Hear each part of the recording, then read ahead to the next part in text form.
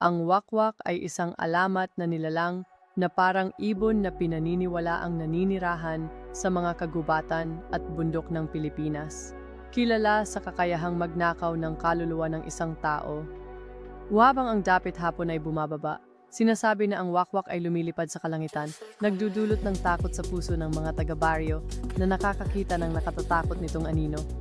Ang alamat ng wakwak ay madalas na ikinukwento sa paligid ng mga apoy ng kampo, kung saan ang mga taga-baryo ay nagbabahagi ng mga kwento tungkol sa nakakatakot na anyo nito at ang takot na dulot nito. Sa katahimikan ng mga bundok ng Pilipinas, ang wakwak ay madalas na iniisip na dumadaan ng tahimik sa mahamog na kagubatan, isang simbolo ng parehong ganda at takot. Ang wakwak ay nananatiling mahalagang bahagi ng folklore ng mga Pilipino na nagbibigay inspirasyon sa mga kwentong pangkultura na naipapasa mula sa henerasyon hanggang henerasyon sa panahon ng mga pagdiriwang at pagtitipon. Sa wawabihang sumaytuat ay raditing po sa mga bulong ng wakwak na may nagtutulak sa marami na magdala ng mga pangproteksyong agimat na ipinamana mula sa kanilang mga ninuno.